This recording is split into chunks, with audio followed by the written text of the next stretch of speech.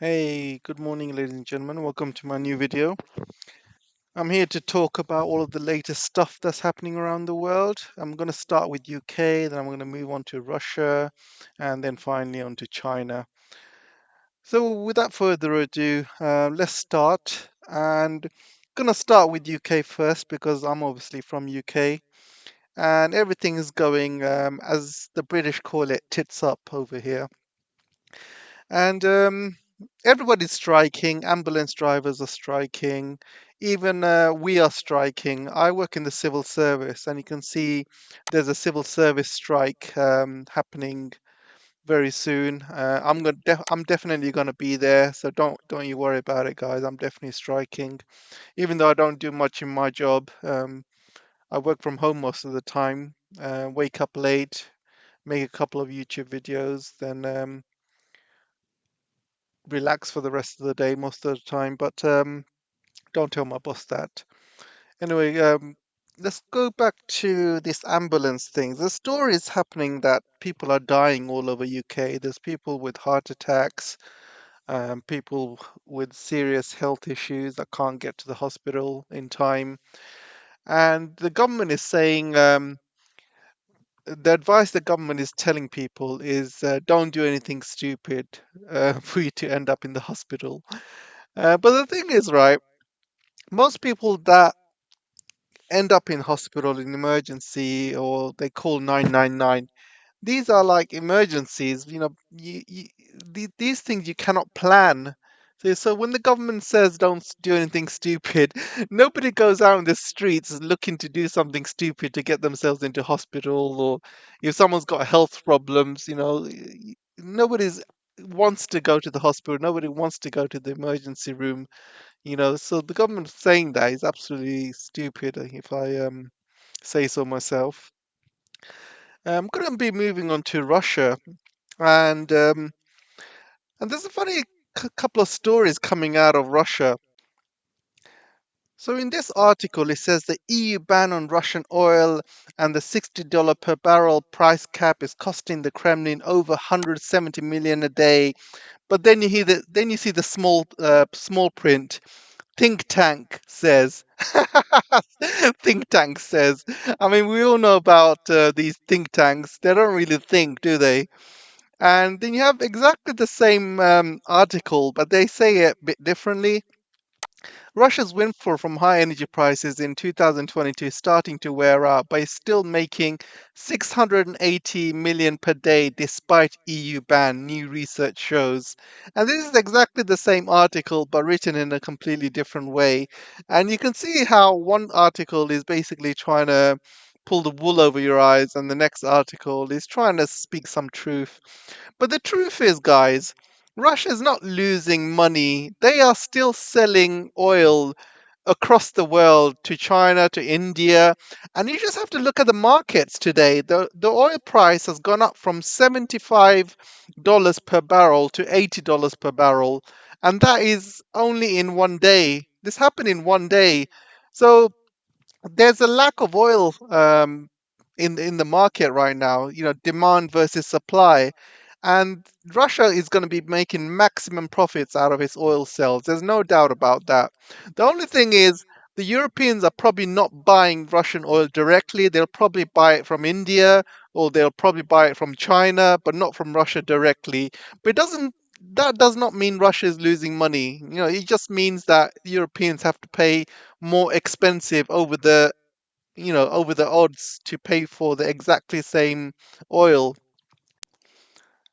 So the last few days, there's a lot of stories about how Soledar was a really major point in the Russia-Ukraine conflict.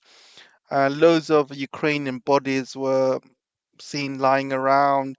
Probably loads of Ukrainians have been sent to their deaths again by Zelensky.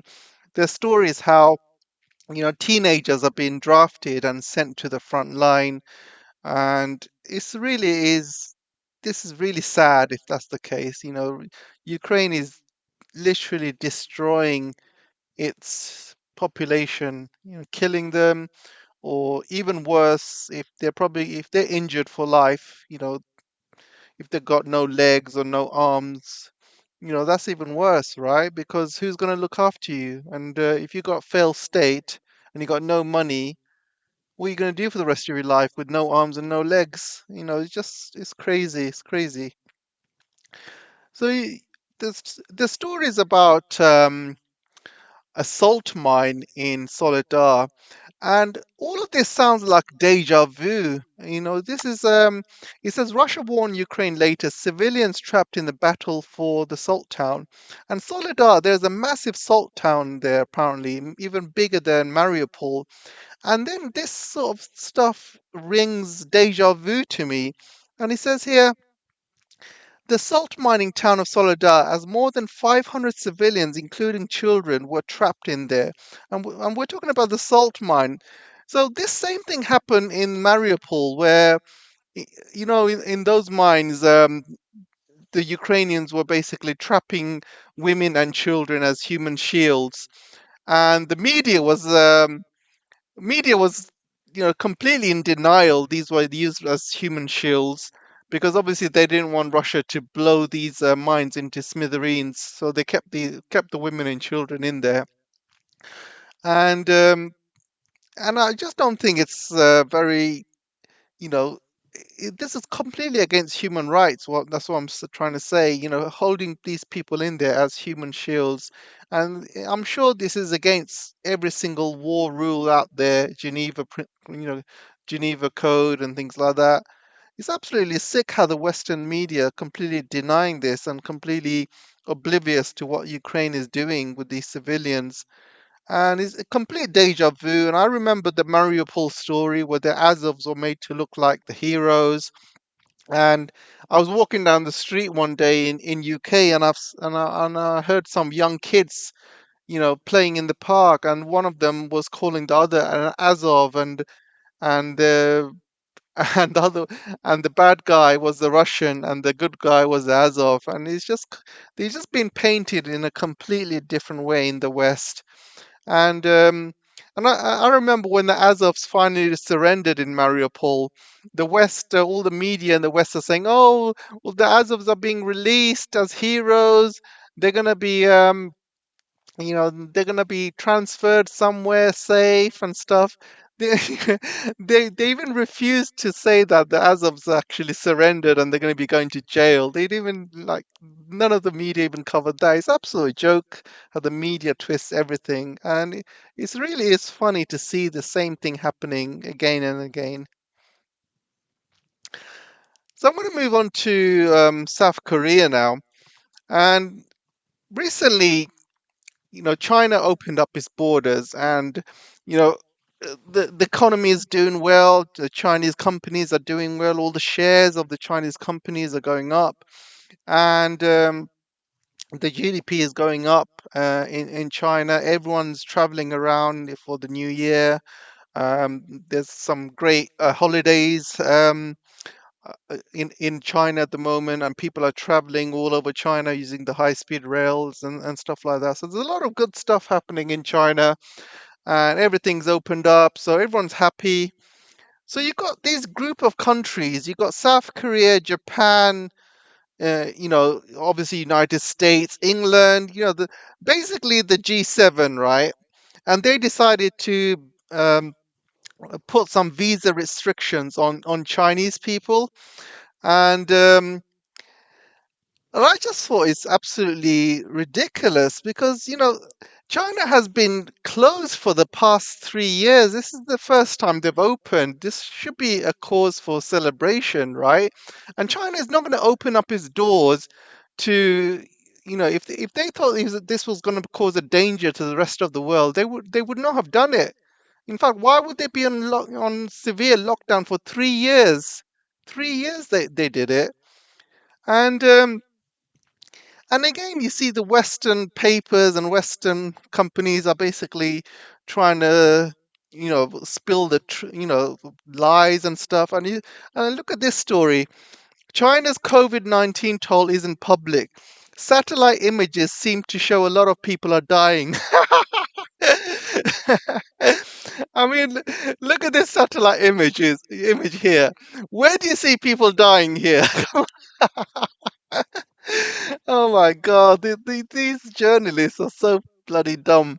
And you can see here, a satellite image is taken on 3rd January 2022 shows a funeral home in Huzhou with a packed parking lot. An image taken in January last year features a far fewer cars. Oh, really?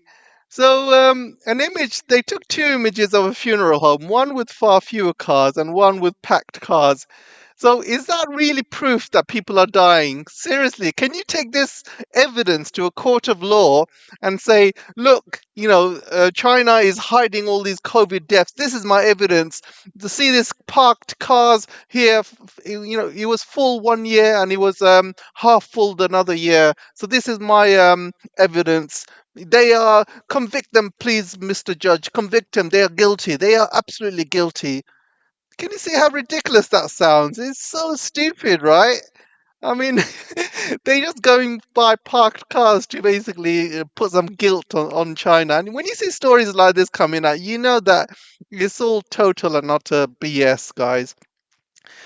The country that's going to be suffering is Japan and South Korea. As you know, Japan and South Korea are having huge economic issues, and especially South Korea, because South Korea has got major, you know, major businesses in China, which is running, and South Korea need a lot of businessmen to go into China. They have a lot of businesses there. China's now opened up, and South Koreans are not allowed to go into China, and also this is also adding all of these extra anti-South Korean sentiment in China as well, because they feel that South Koreans are just a bunch of puppets that follow the United States. Same with Japan. And South Koreans, right? I mean, this article says it exactly. There's a lot of South Koreans who go to China for business purposes, and their businesses are going to be now affected because all of these tit for tat stuff that's happening. I mean, why do this, right? I mean, there was no need for it. There's no need to follow the United States. And you might think to yourself, oh, hang on, they're just looking after their own people. No, guys, no. There was, you have to look at the COVID deaths in the United States, and they have kept their borders open to United States and Americans coming in and out South Korea. They didn't care about that, did they? It's only when it comes to China they have this anti-Chinese feeling and sentiment. It's absolutely ridiculous how they're acting. And this is just going to, affect South Korean businesses the most, because when China opens up, this is the time you need to be in China for you to be competitive, because everything's opening up. So you need to get in there first, get everything sorted in your business, get all of your supply chains ready and stuff, get your business up and running. Soon as you do that, the sooner you can start making money. But now South Koreans are not going to be allowed to come into China, and they're going to be affected hugely.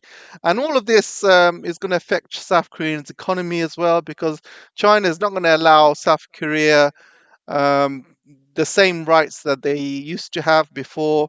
I remember a few years ago when a South Korean company called Lotte, they are some sort of supermarket chain, and they basically sold some land to the military, and the military basically put in some missiles. I believe they are Patriot missiles pointing at China or something.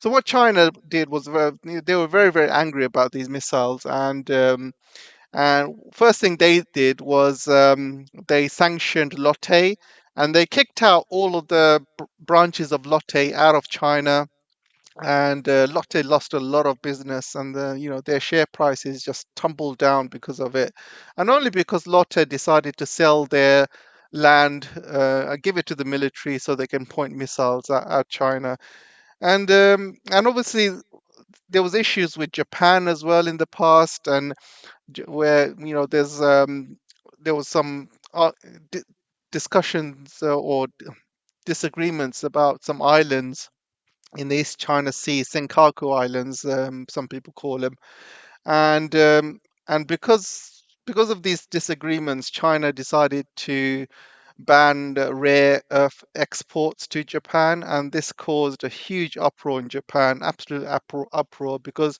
Japan needs these rare earth minerals because Japan is a major electronic superpower. So they make a lot of TVs and electronics and PlayStations and things like that. So they need that stuff, and without it, the whole economy literally would collapse. Eventually, they managed to sort it out, but this is just an example of tit for tat stuff. And normally, when this happens, you wouldn't really kind of think much about it. But the fact that Japan, South Korea, United States, UK, and the general G7 group of guys and the Five Eyes and stuff like that, the Friends of the United States, these guys are the same kind of same culprits that do the same thing that whatever the United States tell them to. Um, if they tell them to boycott Chinese Olympic Games, they'll do it. And these are the same four guys as well. There's a chip four alliance of South Korea, Japan, the island of Taiwan, and United States, who are jointly coming together to ban chip exports to China as well. And it's the same four guys who are doing exactly the same thing the United States wants. They're little puppets, as you may call it. So again, some people might think, oh, they're just looking after the people, but then you have to actually look at why they're doing this, and they're just being a bunch of puppets just to please the United States. They're not thinking about the people at all, and they're not even thinking about the economy. And it's an absolute outrage, guys, outrage. Finally, I want to come to the idiot of the day section, and the idiot of the day, this one's a real funny one. Donald Trump Donald Trump proposed using a nuclear weapon against North Korea and blaming it on another country.